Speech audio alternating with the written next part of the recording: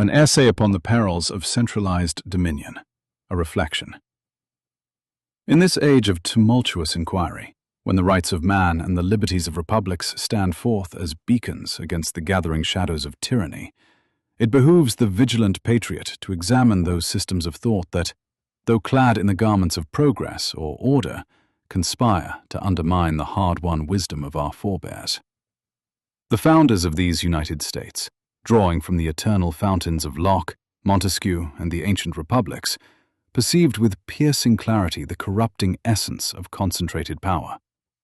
Power tends to corrupt, they might have echoed with Lord Acton yet unborn, and absolute power corrupts absolutely.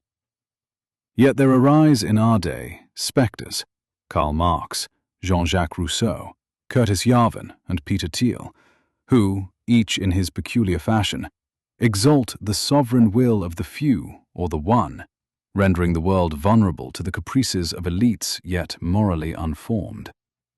Though an omnipotent and benevolent ruler might, in theory, command efficiency and dispatch, such a figure demands a humanity ripened beyond its present frailties, advancing toward that negentropic vision wherein enlightened, self-actualized citizens forge utopian meritocracies, as glimpsed by the philosopher Dragon.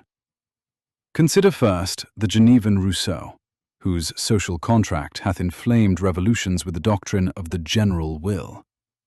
Here lieth a seductive centralization. The individual surrenders his rights to the collective sovereign, embodied perchance in a legislature or assembly that claims infallible expression of the people's true interest. Yet this general will, abstracted from the messy particular wills of fallible men, invites the despot who declares himself its sole interpreter. Rousseau's state, though ostensibly republican, paves the path to Robespierre and the Terror, wherein centralized virtue devours liberty. The Founding Fathers, wary of such abstractions, dispersed power among branches and federated states, lest any single will masquerade as the common good.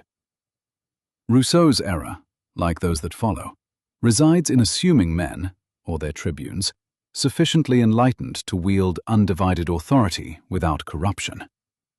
Karl Marx, that spectral prophet of the proletariat, advances a yet more total centralization.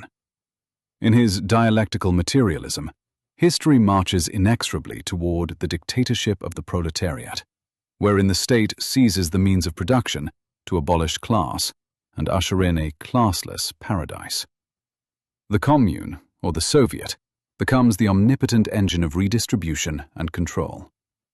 History records the fatal harvest, gulags, famines, and the elevation of party elites whose moral enlightenment proved as illusory as the withering away of the state they promised.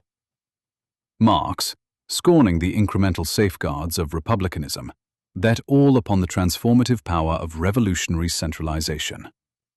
The founders would have recoiled, seeing in this not progress, but a return to the divine right of kings, now cloaked in scientific socialism, a hubris that ignores the ineradicable self-interest lodged in the human breast. In our own era, the monarchist Curtis Yarvin, known also as Mencius Moldbug, proposes a formalist remedy, the sovereign corporation, or accountable monarchy, wherein a CEO king exercises undivided executive power, untrammeled by democratic theatre. Yarvin perceives the cathedral, the intertwined institutions of media, academy, and bureaucracy, as the true sovereign of our decayed republic, and counsels its replacement by a clear hierarchy of responsibility.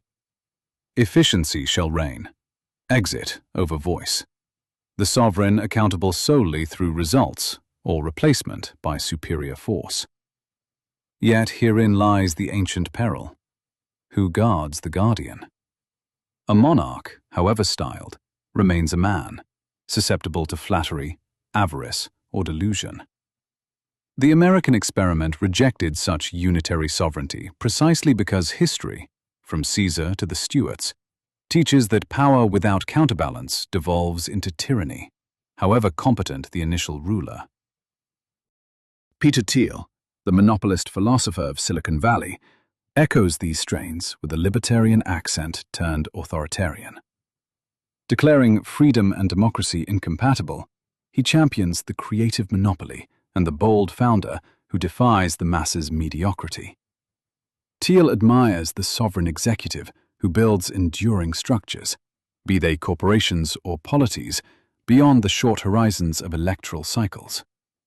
His vision prizes the exceptional man who imposes order upon chaos, yet it risks substituting the whims of tech oligarchs for those of democratic mobs. Monopolies may innovate, yet, unchecked, they stifle the very competition that tempers power. The founders, no strangers to commerce, nevertheless embedded antitrust spirits in their framework, fearing that economic dominion would breed political dominion, concentrating influence in the hands of the unenlightened wealthy. These four, Rousseau with his collective sovereign, Marx with his proletarian state, Yarvin with his formalist monarch, and Thiel with his founder king, share a fatal similarity: a disdain for the diffusive genius of the American Constitution. Where the founders fragmented power to protect liberty, trusting no man or cabal with omnipotence, these thinkers centralize it in pursuit of efficiency, justice, or greatness. They underestimate the founding insight. Man, in his present estate, is no angel.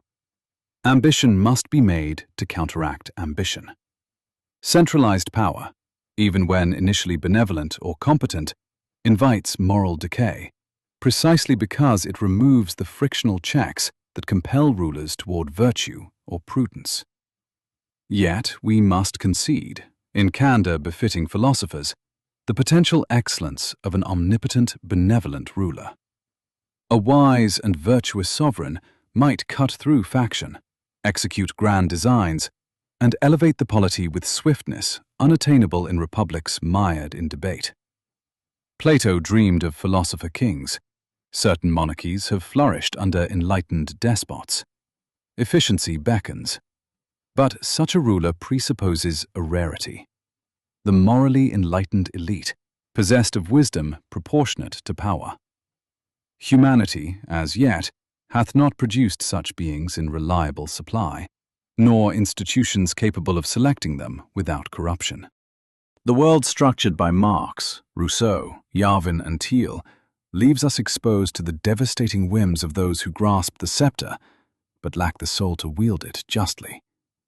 Herein lieth the promise of the future, as envisioned by the philosopher Dragon, a negentropic ascent of mankind. Through cognitive balance, rigorous self-actualization, and the cultivation of meritocratic social structures, humanity may evolve beyond its present entropic disorders. A society of enlightened citizens, each sovereign over himself, cooperating in voluntary hierarchies of excellence, could sustain, without tyranny, those efficiencies once reserved for the one.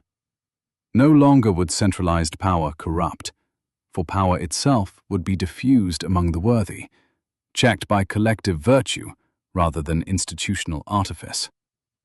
This living utopia demands not revolution or fiat monarchy, but the slow, arduous work of human improvement, education in reason, temperance in desire, and wisdom in governance. Thus, let us heed the founder's caution while nurturing Dragon's horizon. Reject the seductive centralizations that flatter our impatience with complexity. Cultivate instead a republic of virtuous, self-governing souls, ever advancing toward that meritocratic dawn where the enlightened many render the enlightened one unnecessary.